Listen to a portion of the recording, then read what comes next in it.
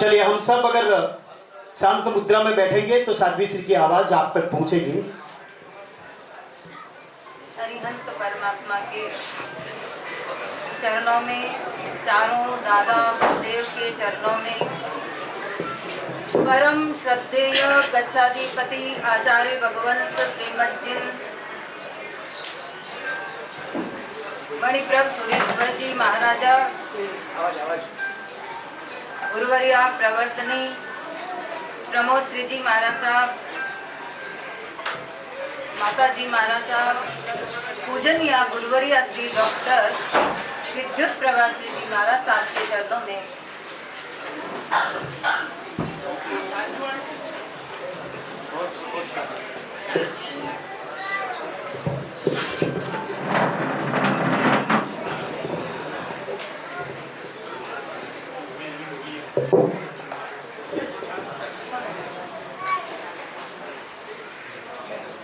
इच्छा निरोधस्तप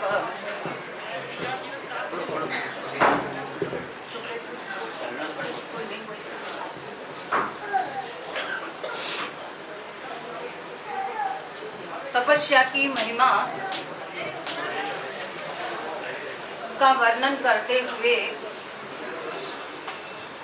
कहा गया कि इच्छाओं का निरोध करना तप है।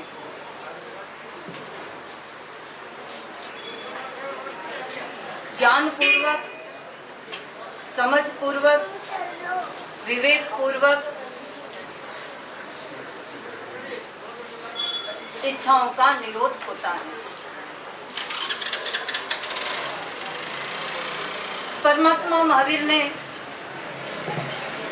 लगातार 12.5 वर्ष तक तप किया था और पढ़ने आए थे कुल मिलाकर के 349।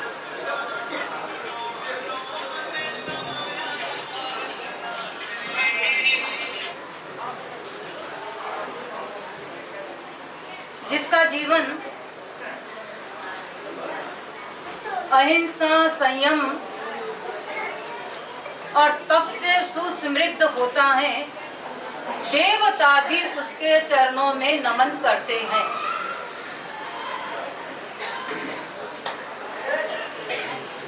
देवता भी जब तीर्थंकरों के तपश्चर्या का पालना होता है, पुष्प वृष्टि करते हैं। आहार का त्याग करके तप के मार्ग पर आरूढ़ होने वाले तपस्वी के चरणों में देव नमन करते हैं और उन पे फूलों की वर्षा करते हैं। लेकिन खाने वालों के ऊपर कभी फूलों की वर्षा हुई? खाने 3 समय भोजन करने वाले का कभी मान सम्मान बहुमान होता है? मान सम्मान आदर सत्कार हमेशा जो त्याग करता है उसका होता है। राजूला, हालांकि हम तो इसको शादी से पहले जानते हैं। जब 2011 में हमारा चातुर्मास नवसारी में हुआ था, तब से हम इसको जानते हैं। शायद हमारी ही कमी रही प्रेरणा में, अन्यथा हमारे मार्ग पर भी ये बढ़ जाते ना। इसने खुद नहीं कहा था एक दिन कि हमारे साहब आपने तो कोई ऐसी प्रेरणा दी नहीं तो मैं भी आपके टोले में होती। मैंने कहा कमी हमारी रही भाई।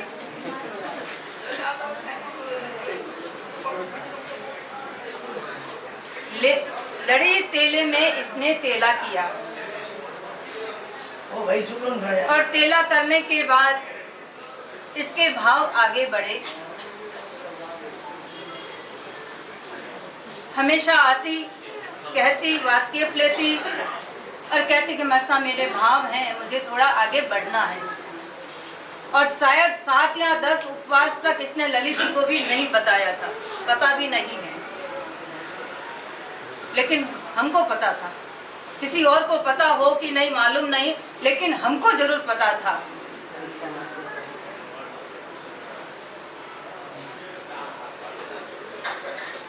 हम ऐसा तो नहीं कह सकते कि चाय का समय हुआ, भोजन का समय हुआ, चाय की इच्छा नहीं हुई हो या भूख न लगी हो, ऐसा तो संभव ही नहीं। चाय के समय चाय याद आती है, भोजन के समय भोजन याद आता है, शाम के समय फिर भोजन करता है व्यक्ति। और कई बार ऐसा भी हम जीवन में अनुभव करते हैं, दूसरों को देखते हैं तपश्चर्या करते हुए, आराधना साधना करते हुए, व्यक्ति का मन होता है कि चलो थोड़ा तब तो मैं भी करूं। और शाम के समय व्यक्ति बहुत अच्छी तरह से उत्तर पारना करके सोता है कि कल मुझे उपवास करना है, आगे होगा तो आगे भी करना है। लेकिन जो ही सुबह होती है और व्यक्ति के सामने चाय आती है या किचन के सामने व्यक्ति जाता है, भाव डिगमगाते हैं कि नहीं? डिगमगाते हैं। शाम को बहुत अच्छी तरह से उत्तर पारना किया है, कितनी आइटमें बनाई, तपस्या सोरी होगी, लेकिन जो ही चाय को देखा और मन ढीला हो जाता है, व्यक्ति चाय पीने के लिए बैठ जाता है, भोजन करने के लिए बैठ जाता है। तपस्या करना सबसे कठिन और कठोर काम है। इस जीव पर, इस रसनेंद्रिय पर नियंत्रण करना आसान नहीं है। कहना बहुत आसान है मगर करना उतना ही मुश्किल है। और राजूला ने 10 उपवास हुए, 15 हुए, 18 हुए और 21 हुए, तब मेरे पास आई और मुझे कहा कि महाराज साहब अब 21 उपवास होने ही वाले हैं, एक दिन बाकी है और परिवार वाले बोल रहे हैं कि अब 21 हो गए और अब पार न कर दो। मैंने एक ही कहा इसको, अगर तेरी शक्ति है और तेरी भावना है और तेरा संकल्प यदि मजबूत है तो तुझे पारना नहीं करना है। घर वाले शायद एग्री नहीं थे बात में, बस 21 हो गया अब पार ना कर लो। लेकिन परमात्मा की कृपा, दादा गुरुदेव की कृपा, गुरु भगवंतों की कृपा, इसका संकल्प, इसका मन इतना मजबूत रहा, इतना दृढ़ रहा, मक्कम रहा कि आज इसका वो संकल्प पूर्णाहुति पर है।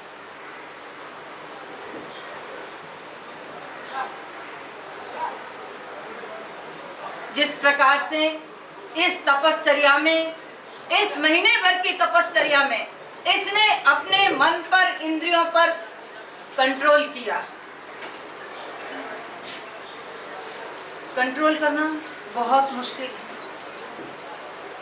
और पांचों ही इंद्रियों में सबसे ज्यादा रसनेंद्रिय पर कंट्रोल करना बहुत मुश्किल है।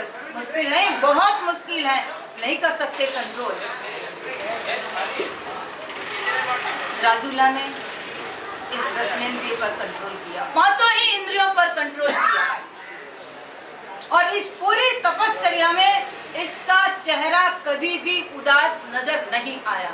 हम कहते थे कि थोड़ा चेहरा उतार के रख, कोई पूछे तो ऐसा मत कहना कि अभी मेरे तपश्चर्या चल रही है, क्योंकि जब पता चलता है किसी को और तपश्चर्या में अपने यहाँ कहते हैं कि तेले के बाद शरीर में शासन देवी का वास होता है। और कई ऐसे भी हैं कि तपस्या सोरी भी होती है, किसी की तपस्या दोरी भी होती, दोनों बातें हैं। लेकिन अगर लंबी तपश्चर्या चलानी हो तो पहले से आप अनाउंस मत करो और उसमें भी सबसे ज्यादा नजर लगती है व्यक्ति को, फिर एक दिन भी निकालना बहुत मुश्किल हो जाता है, बहुत मुश्किल हो जाता है। आप देखो इसके चेहरे को और इसके चेहरे के तेज को देखो, कैसा चेहरा चमक रहा है आज इसका। और मैं तो यही कहूंगी तेरे से भी कि मैं जब रोज तुझे वासक्षेप डालती थी, मैं अपने बड़े महाराज साहब, मेरे दादी गुरु प्रवर्तनी प्रमोद श्री जी महाराज साहब का नाम लेकर के वासक्षेप डालती थी। जब भी तेरी तबीयत थोड़ी सुस्त होती, मैं महाराज साहब से एक ही निवेदन करती कि आप इस पे कृपा बरसाना ताकि इसने जो संकल्प किया है इसका संकल्प फलीभूत हो जाए। हमारे दादी गुरु जिनके स्मृति में बहन महाराज साहब ने कुशल वाटिका का निर्माण करवाया। अगर गए हो कुशल वाटिका तो देखी होगी, खड़ी प्रतिमा है बड़े महाराज साहब की, सामने आचार्य जिन कांति सूरी और उनके सामने ठीक प्रवर्तनी प्रमोद सिंह जी महाराज साहब की प्रतिमा है। और मैं तो अच्छी तरह से अनुभव कर चुकी हूँ। और आज भी अगर हमारा जो कुछ भी चल रहा है संघ समुदाय, हमारे गुरु महाराज की कृपा के कारण चल रहा है। भिवंडी वाले सब साक्षी हैं। 35 या 37 38 दिन में हम ठेठ कुशल वाटिका से यहाँ आए हैं। और कितनी गर्मी, नवसारी तक पहुँचे तब तो इतनी गर्मी। मैंने अपनी जिंदगी, मुझे 45 साल हो चुके दीक्षा लिए, लेकिन मैंने इतनी गर्मी कभी नहीं देखी। इतनी भयंकर गर्मी, इतना प्रकृति का वातावरण एकदम से प्रतिकूल, लेकिन गुरु महाराज की असीम कृपा, उनका असीम आशीर्वाद, उसी के कारण हम यहाँ पहुँचे हैं। और जो भी अभी यहाँ पे चल रहा है उसमें भी गुरु महाराज की ही कृपा है। कल थोड़ा पारणा करने से पहले ख्याल कर लेना, किसी को बोल देना परिवार वाले मुझसे मिल रहे, कुछ विधि बाकी है। तो आज इसका जो ये तप पूरा हो रहा है, एकदम शांति समाधि शाता पूर्वक पूरा हो रहा है। निश्चित रूप से परमात्मा गुरु भगवंतों की तो कृपा है ही, और उससे भी ज्यादा इसका मन मक्कम रहा है। बाकी कभी कभी तो मन थोड़ा ढीला पड़ जाता, बार बार लोग फोर्स करते हैं, कहते हैं कि भाई मत करो। और उससे भी ज्यादा कि बच्ची कितनी छोटी है, और अभी इसकी भी उम्र क्या होगी, मेरे ख्याल से 30 के अंदर होगी, ये भी इतनी ही उम्र होगी। छोटी बच्ची को घर को देखना, और शायद 7 दिन तो ललित जी यहाँ भी नहीं थे जब इसके उपवास चल रहे थे। मैंने पूछा तो बोले नहीं श्रावक जी यहाँ नहीं है, हमारे साथ बाहर हैं। किसी को भी इसने नहीं कहा। घर को संभालना प्लस बच्चों को संभालना और तपस्या करना आसान नहीं है। बच्चे दिन भर परेशान करते हैं, लेकिन इसने बहुत साहस और बहुत हिम्मत से काम लिया और एकदम शांति के साथ इसने इस तपस्या को पूरा किया है।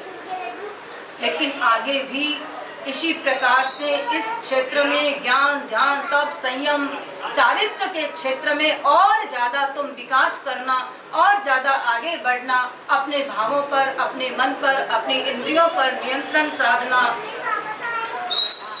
और तपश्चर्या करके, जैसे कि परमात्मा महावीर ने कहा है, करोड़ों वर्षों के बंधे कर्म, करोड़ों वर्षों के संचित कर्म खत्म किससे होते हैं? तपश्चर्या से।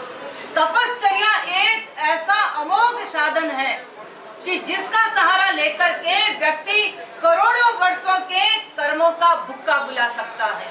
लेकिन बहुत मुश्किल है। कहना बहुत आसान है, हमारा पेट भरा हुआ इसलिए हमको लगता है कि बहुत सो रहा है। उपवास करके देखो तो पता चले कि उपवास कैसा होता है, कितनी उबासियां और कितने वो चाय खाना सब याद आता है। तपश्चर्या करना सोरा नहीं है।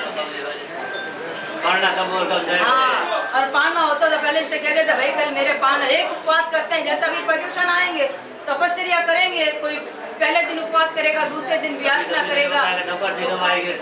हाँ, तो शाम के समय बोलेंगे भाई आज उपवास है, कल व्यासना है, मेरे लिए ये बनाना।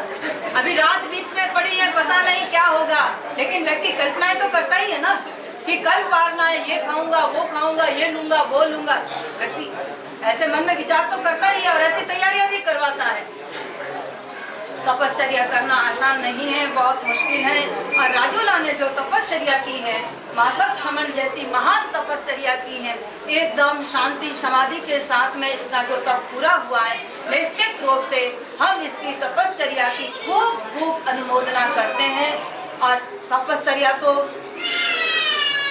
प्रभु की कृपा से हो गई, लेकिन असली परीक्षा तो पारने के बाद होगी।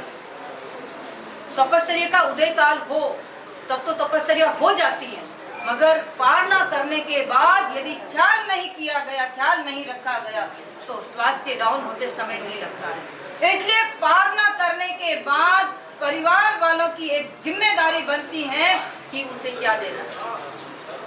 ऐसा नहीं कि कल पारना हुआ और आप सब देना शुरू कर दो, ऐसा नहीं होता है। उषा जी को पता है 2019 में जब चातुर्मास हुआ था तब उषा जी ने भी मासिक क्षमण की तपश्चर्या की थी। इन्होंने भी लड़ी तेला किया था और लड़ी तेले के बाद इनके भी मासिक क्षमण की तपश्चर्या हुई थी। इसलिए परिवार वाली महिला उषा जी से संपर्क कर लेना और समझ लेना कि पाड़ने के बाद क्या क्या, कितने समय के बाद, कितनी देर में क्या देना है।